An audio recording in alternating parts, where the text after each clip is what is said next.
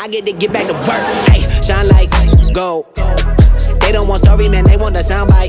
I'm like, no, look around like they see you on the mountain, they don't see you on the climb. Right, me and all of mine in the power line. Look at this and what you find. Right, shimmer, lights, flicker, all this light, let it shimmer. I had to glow up, I had to show up. I got the light now, check out my glow up. Hey, what's up? My name is Josh. I'm the founder and master electrician here at Empowered Electric, and I want to talk to you today about four-way switches. So if you haven't first watched our video on three-way switches, stop what you're doing. I appreciate it. Go back and watch that one. You have to be able to install three-way switches before you can install a four-way. A four-way switch is, you know, whenever that you walk into your kitchen from the living room and there's a switch that controls your lights, and then there's a switch that controls the same lights that goes out to your deck and out to your garage and into another bedroom or a frickin' somewhere else. It's like all these different switches control the same light.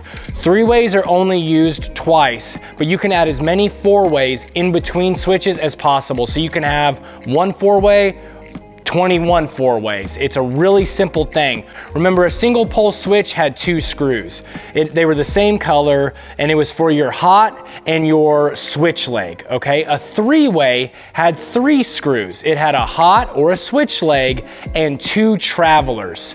Well, now we have four screws. Now, I'm not counting the ground screw. All devices have ground screws. You gotta be grounded. My wife, whenever there's a problem, she typically says, is it grounded? Always attach your ground screw. But on this, these two gold and these two black are for the two sets of travelers that are gonna interrupt or break in between three-way switches. So rather than just explaining it, why don't I show you? This four-way switch is unlike any other four-way switch I've seen. On the back side, read the directions before you install anything. A ceiling fan from Home Depot, that new little wall sconce from Amazon, they all come with directions. Read the directions.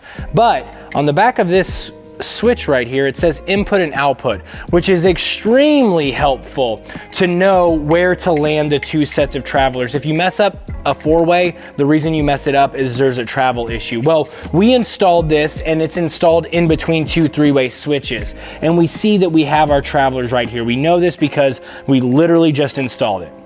But if you needed to identify it, you would look for two wires going the same direction in a box, which I can take these two travelers apart. I'm gonna do that right now so that I can separate them and show you. So I take these travelers, so right here. So this over here and this over here. So we know this is two sets of travelers. Now, is it the input or the output? Truth be told, it's not gonna really matter, but the input, I wanna get it in your brain, is like the line. And the line is the power. Whether it's a GFI, whether it's a switch, the line is the power. And we know that the line in this box in particular is the blue wire that is going, hold on, that way. Okay, so the blue wire is going that way, which is the line. So I'm gonna land these two wires on the input. These two wires are going to the three-way that has the switch leg, because the black wire with the little curly Q in the background is the switch leg, which we're gonna say that's the output. That's what's going to the light fixture. Here's the thing, so I get rid of these wire nuts. I'm not gonna need them. Fight the temptation to stab the wires in the back. You want to wrap them around the screws. I know it takes a little more work. I know it takes a little more time, but you don't want to have issues. You know, one time somebody told me that they didn't like to wrap the screws around three-ways or four-ways because if they mess it up, they don't want to have to undo it to fix it. To which I said, hey dude, don't screw it up on the front end. Now, one thing on devices like four-ways or devices like GFIs, they do make this little plastic that comes around the screw, which make it a little difficult to wrap, but you gotta just make sure that you back the screws out all the way. So once the screws are backed up all the way and I see the input, that is these ones right here, I'm going to wrap it around. Then I'm going to do it on the next one. If this is something you're passionate about and you're working on a commercial site and stuff's not coming easy, just know it doesn't come easy for almost anybody. And if you're a homeowner doing it on the side, just know what takes someone years to develop is probably gonna take you even longer because you're not doing it full time. Don't be down on yourself. Things take time. Wrap the tape around the screws, push it in like so, accordion style. And then I'm gonna take my screwdriver and I am going to screw this in. So I know you guys can't tell, but when I'm screwing this in, it's going in really gently. Like I'm barely pushing to screw it in. If you have to push really hard, something's wrong, okay? There might be a wire caught, you don't want a wire nick, that might cause a spark or an arc or something like that.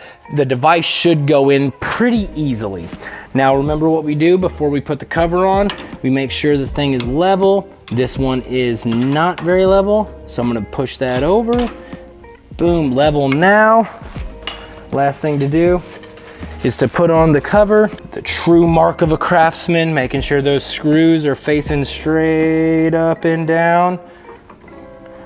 Good thing about 3-ways and 4-ways, there's no on or off, there's no up, there's no no. Now that we turn power on, the only thing left to do is test it to make sure it works. Let's see. Boom, lights on. Now double test. 3-way turns it off. 3-way turns it on. Turns it on, turns it off. Any which direction, guys. That's how it's supposed to work. 4-way switches, they're very easy. You saw there was an input, there was an output, AKA travelers in, travelers out. The 4-way is used to break in between and add switch locations in between 3-ways. Mostly places like your basement, your kitchen, or big gymnasiums in commercial applications. If you're a homeowner and you feel like this is too advanced for you, always remember to reach out to a local professional. If you're in the Kansas City area, we'd love for you to reach out to Empowered Electric, 816-500-9452.